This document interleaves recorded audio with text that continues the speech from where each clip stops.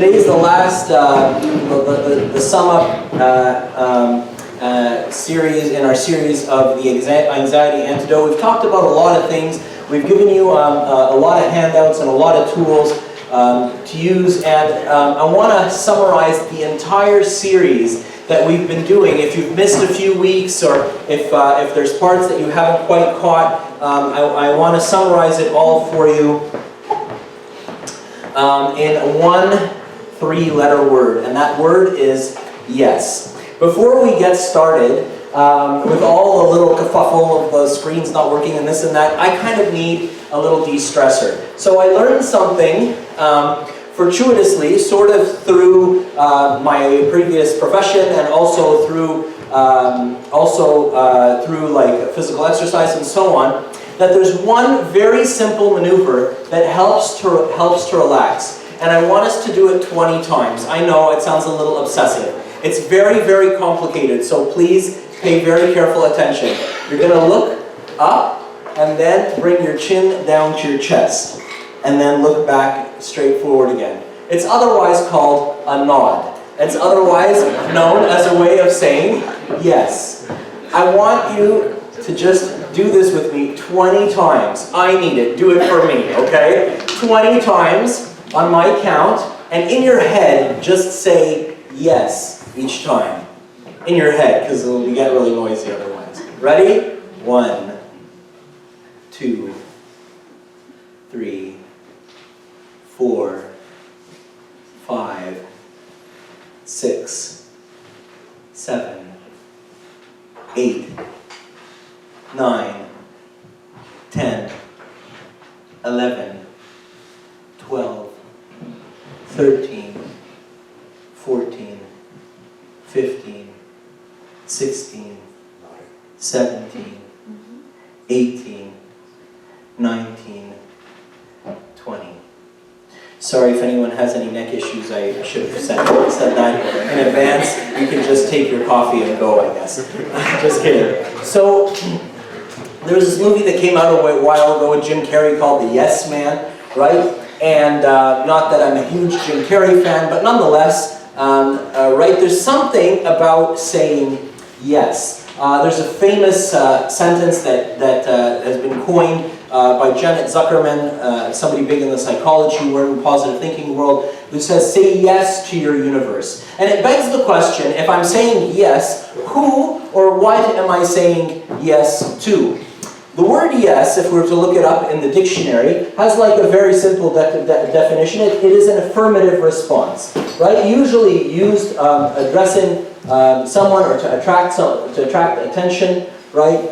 Or it's answering a decision. If there's a decision being made, it's saying yes. The reality is that every day, every moment, we are making a decision. You are making a decision. You're either making a decision of approval or disapproval. You're either making a decision to accept what is happening around you or to not accept it. And the reality is that whether I accept it or I don't accept it, a whole lot of things in this life are going to happen anyways. If I accept them, then I have an opportunity to figure out what I want to do with them. As we mentioned in previous series, there's going to be little bits and pieces of all the things we've talked about so far. Right? You don't really necessarily control what happens in life, but you certainly do control what you do with it, right? And taking control and taking responsibility for how I choose to experience life is one of the first and major steps, right, of redirecting my life in a positive direction.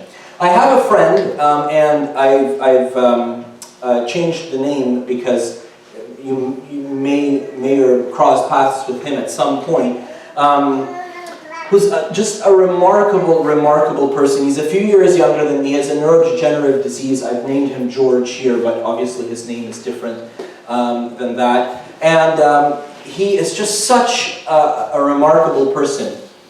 He used to live in a different town than me, not too far away. And we talk on the phone about service and church and the youth and what's going on and what problems are coming up and so on. And I tell him, wouldn't it be great if we could do this or this or that? And he'd say, well, let's do it. Part of his neurodegenerative disease, he gets worse and worse every year. I used to visit him every year. I haven't visited him for a few years now. But, and every year I could notice a deterioration. It got to a point where one side was much weaker than the other, so he can't really answer the phone anymore. What he does with his dominant hand, which is his right hand, which is his weaker hand, right? And so what he does is he answers the phone with his left hand, and then he picks the phone up with his left hand and he puts it on his shoulder, and then he just kind of like nudges it like that. He's come up with a whole bunch of ways to adapt, to be able to do things. But the most remarkable thing about my friend, George, is that I would always be the one saying, wouldn't it be great if we could? And he would always be the one saying, let's do it, right? Why not? And his speaking to him, without having met him, the first time I spoke to him, I was really expecting to meet somebody completely different. And the amount of adaptations, the amount of things that he's been able to do to get over his disability, to kind of go around to circumvent his disability, is fantastic. But it all goes back to his disposition. His disposition is, yes, I can. Like, okay, we're not going to let that stop us. So what are we going to do? So how are we going to fix this? So, right, I'll tell you something, a little confession. A little confession between you and me. Whenever I call customer service people or something on the phone, and they tell me, no, we can't do that, right? I almost have like an explosion, right? And I try to keep it in, and I try to contain myself, right? Because there's no such thing as no, I can't. There's no, I don't want to. There's no, we don't do that. Our business doesn't do that, or whatever. But there's always a solution. There's always some kind of solution. The thing about accepting to think this way is that we need to think this way across all the planes of our life, including pain. And what I'm saying about saying yes to all these opportunities and saying yes to all the good things in life, it's also saying yes to pain. I'll illustrate my point more clearly, right? If you are a yes person, right? If you are a yes person, you end up accumulating a lot of friends. This is just as an example, right? And eventually, you know, there's only 24 hours a day and you have limited energy and so on, and there's other things that you want to do, given that's great, right? So you end up having to say no. If you have a lot of friends, you're going to also end up saying a lot of goodbyes. And that's sort of part of it. It's part of having a lot of friends, part of loving a lot of people. Part of having a very full life is that you're going to also mourn the loss of a lot of things. But does that, if you say that to a yes person, if you say that to my friend George, or if you say that to him, right, you know, is that person going to say, well, I guess, you know what, I guess I'm just not going to make any more friends, right? I've got enough friends, you know, and that's good enough for me, and you know, of course not, right? The fact that pain is part of life, right, isn't a reason for us to stop saying yes to things. In fact, what I need to do is actually to say yes to everything, including the pain. When pain comes into my life that I don't have control over, right, then I say yes. I accept that as well. Whatever your background is, or faith belief system is, or whatever reason, rationale you have to be able to say yes, but you have an option. You have an option.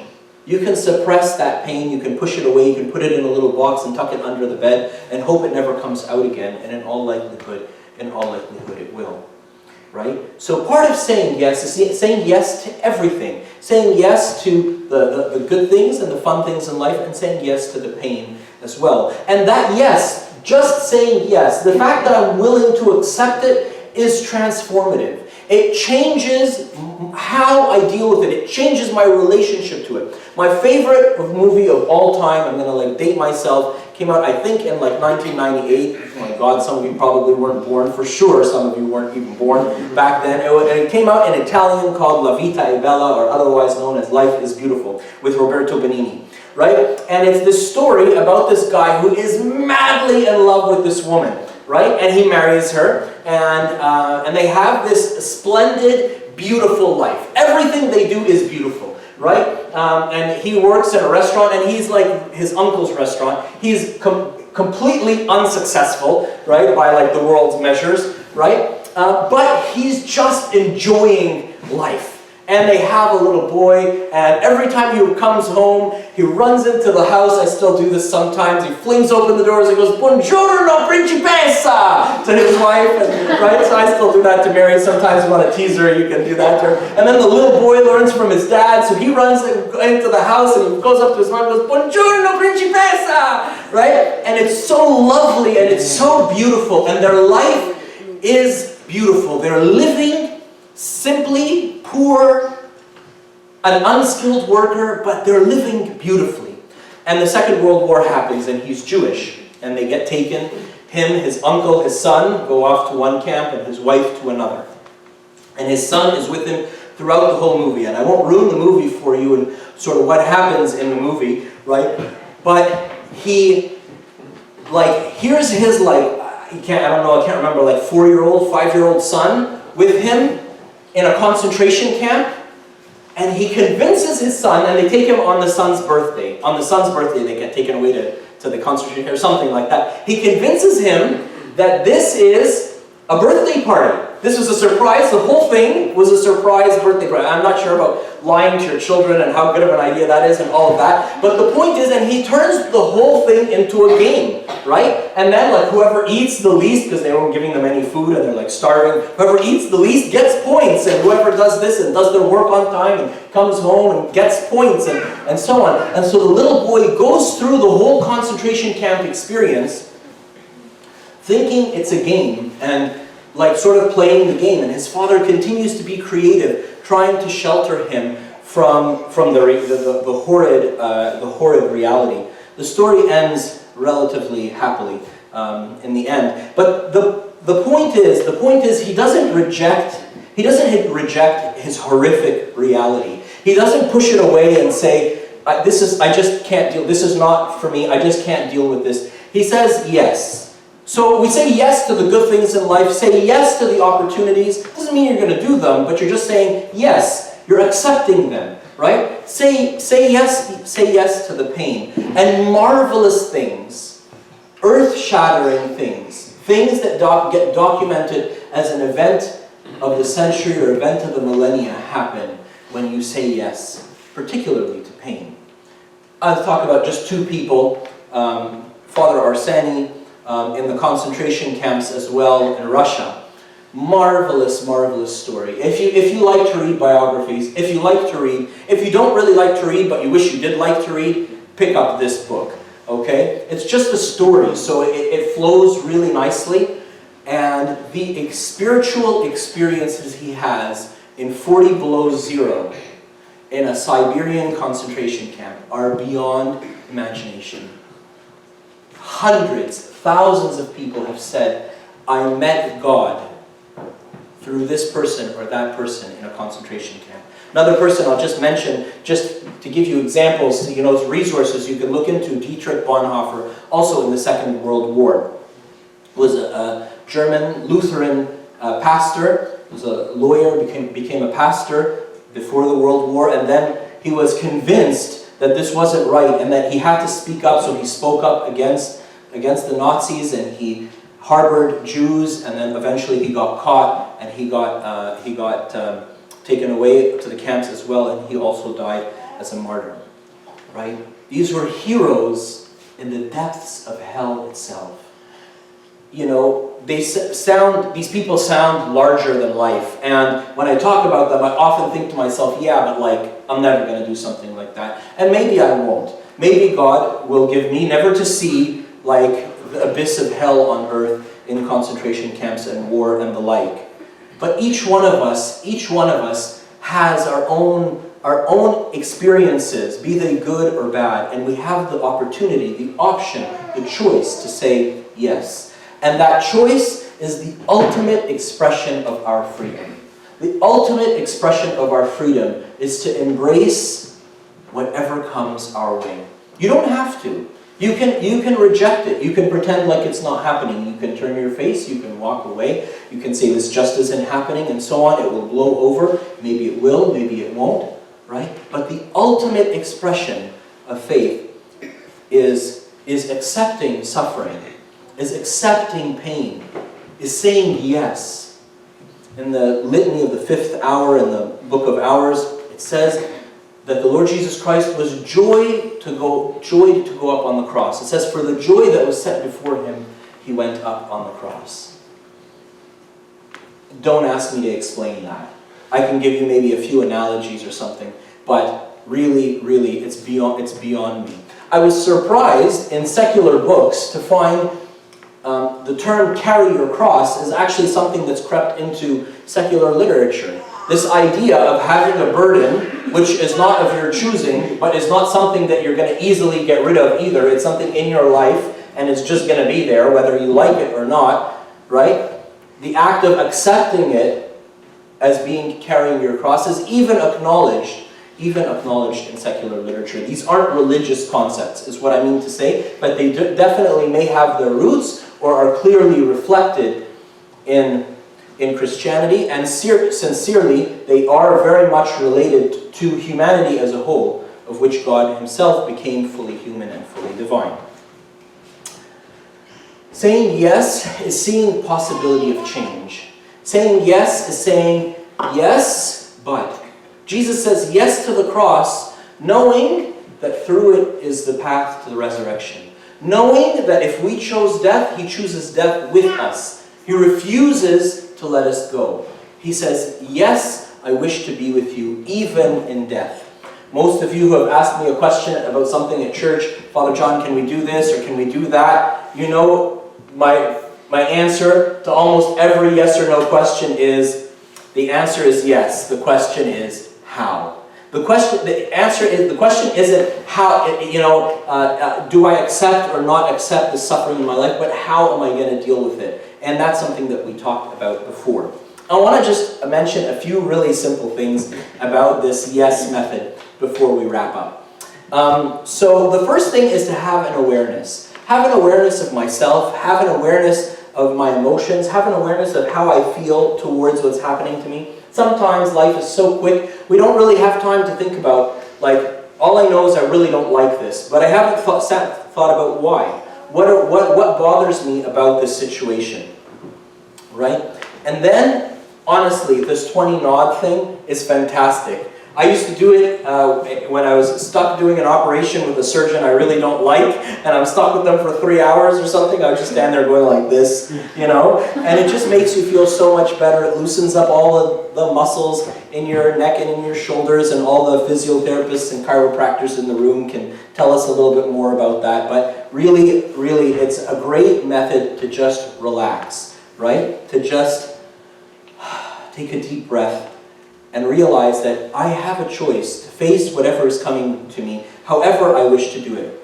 The third thing is to look for value. Okay, in this situation that seems like a big mess, is there anything valuable? Like, I can just throw this situation in the garbage, but I'm at risk of throwing the baby out with the bathwater, right? I'm at risk of throwing out something incredibly precious. What I've realized in suffering is God is incredibly economical. God will not allow you to experience the depths of suffering for longer than necessary for you to learn what He really wants you to learn to bring you to the kingdom. And that thing is more valuable than the suffering with which you suffered, even in your own eyes, outside of time. Like me, 20 years from now, will look back at that and say it was worth it, right? I don't know if I'd go back and do that again, but certainly it was worth it. God is incredibly economical. God will not allow you to suffer more than necessary, and there's tons of scripture around that. So there's value. There is incredible value even in suffering. The fourth thing is to try to be patient. This, I didn't realize that I had it broken down like this, but this is exactly how I deal with traffic.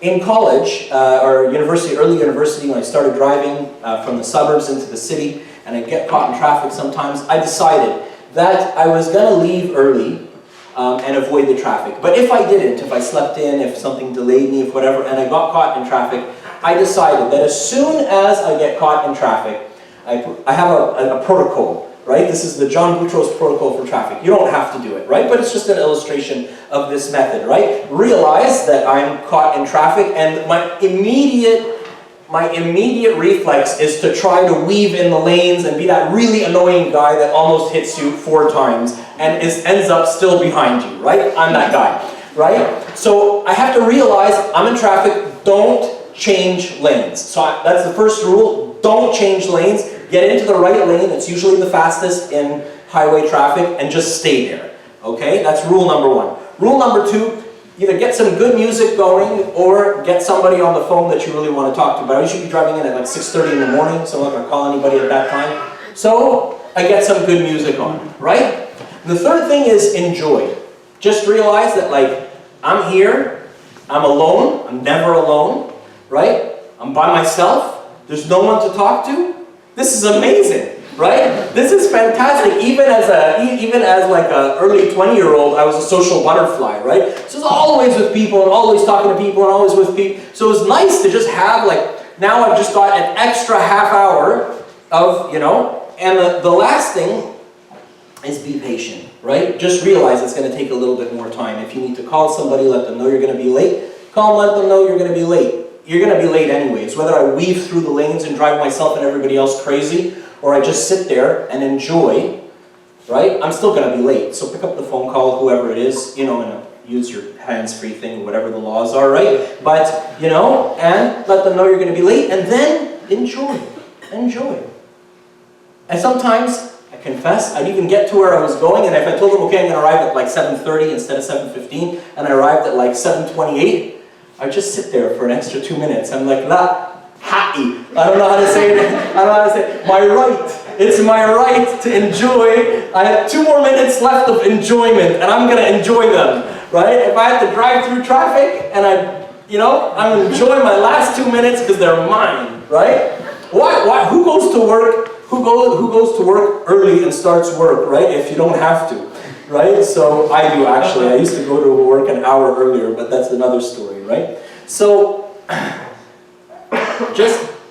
it's just a method, right? But this idea of nodding yes, looking for the value. Where could the value be in this experience? The reality is it's your choice. It's my choice. You can say no, right? But just the word no builds tension in my neck. Just the word no starts to give me a tension headache, right? The word yes, right? I can't help, but we try to make this series very practical, but not very religious, but I just can't help myself, seeing as we're in the fast of Advent. I'll conclude with this one thought. All of creation, since the beginning of time, has said no to God. Don't eat from the tree, no. Don't build a tower to heaven, no, right? Get on the ark, no, right? God gives the people of Israel 10 commandments and a whole bunch of others, no, and they break them all. They worship idols, no, no, no, no, no, no, through all creation. Until finally, one young woman comes, one young girl comes, and the angel appears to her and says to her, can the son be born from you? And she says, yes.